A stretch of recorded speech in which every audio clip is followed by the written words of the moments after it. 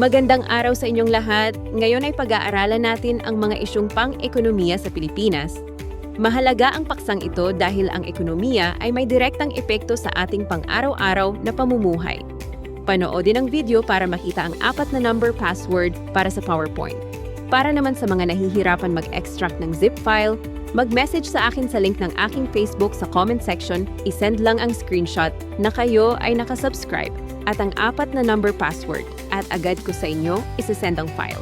Ang presyo ng mga bilihin, pagkakaroon ng trabaho, antas ng kita ng bawat pamilya at maging ang pag-unlad ng ating bansa ay nakadepende sa kalagayan ng ekonomiya. Sa pagtatapos ng ating aralin, inaasahan kong maipapaliwanag ninyo kung ano ang isyung pang-ekonomiya, matutukoy ang iba't ibang uri nito, makapagbibigay ng mga halimbawa, at makasusuri ng mga sitwasyong pang-ekonomiya. Bago tayo magsimula, isipin ninyo ang mga balitang madalas ninyong napapanood o naririnig. Kapag tumataas ang presyo ng bigas, maraming nawawalan ng trabaho o nahihirapan ang mga tao sa gastusin. Masasabi ba nating ito ay mga isyung pang-ekonomiya? Paano naman ang trapiko at cyberbullying? Hindi lahat ng suliranin ay isyung pang-ekonomiya, kaya mahalagang matutunan natin kung paano ito makikilala. Ang isyung pang-ekonomiya ay tumutukoy sa mga suliraning may kaugnayan sa kabuhayan, trabaho, kita, produksyon, at presyo ng mga bilihin. Malaki ang epekto ng mga ito sa buhay ng bawat mamamayan at sa kabuuang ekonomiya ng bansa. Kadalasan, nagmumula ang mga isyung ito sa kakulangan ng pinagkukunan ng yaman, pagbabago sa takbo ng merkado, mga desisyon ng pamahalaan, at maging sa mga krisis at kalamidad na nararanasan ng bansa. May iba't ibang uri ng isyung pang-ekonomiya. Una ay ang kahirapan o poverty, kung saan hindi sapat ang kita upang matugunan ang mga pangunahing pangangailangan tulad ng pagkain, tirahan at edukasyon. Ikalawa ay ang kawalan ng trabaho o unemployment na nangyayari kapag kulang ang oportunidad o hindi tugma ang kasanayan ng tao sa mga bakanting trabaho. Ikatlo ay ang inflation o patuloy na pagtaas ng presyo ng mga bilihin, dahilan upang bumaba ang halaga ng ating pera at lumiit ang kayang bilhin nito.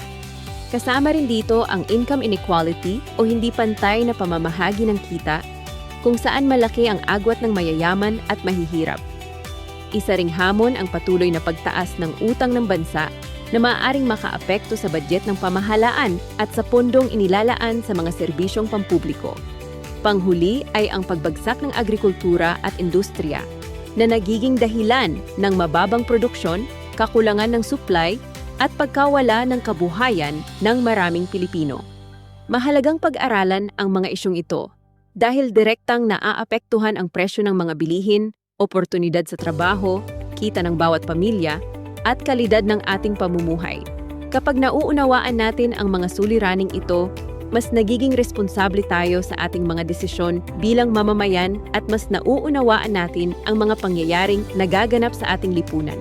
Makikita natin ang mga halimbawa nito sa tunay na buhay. Halimbawa, ang patuloy na pagtaas ng presyo ng bigas at iba pang pangunahing bilihin ay isang halimbawa ng inflation. Ang kakulangan ng trabaho ay nagpapahirap sa maraming pamilya. Samantala, malaki rin ang naitutulong ng mga ipinapadalang remittance ng mga OFW sa paglago ng ekonomiya ng Pilipinas. Bilang gawain, magsasagawa tayo ng Economic Issue Classification Chart kung saan inyong susuriin ang iba't ibang sitwasyon, aalamin kung anong uri ng isyung pang-ekonomiya ang kinabibilangan nito, ipaliliwanag kung bakit ito ay isang isyung pang-ekonomiya at tutukuyin kung sino ang mga naaapektuhan. Bilang pagtatapos, isipin ninyo kung aling isyung pang-ekonomiya ang may pinakamalaking epekto sa kabataan at bakit mahalagang maunawaan natin ang mga ito. Tandaan, ang ekonomiya ay hindi lamang tungkol sa pera, kundi tungkol sa kalidad ng buhay ng bawat Pilipino. Ang pagkakaroon ng sapat na kaalaman tungkol sa mga isyong pang-ekonomiya ay makatutulong upang maging mapanuri, responsabling mamamayan at aktibong kalahok sa pag-unlad ng ating bansa. Maraming salamat at magandang araw sa inyong lahat.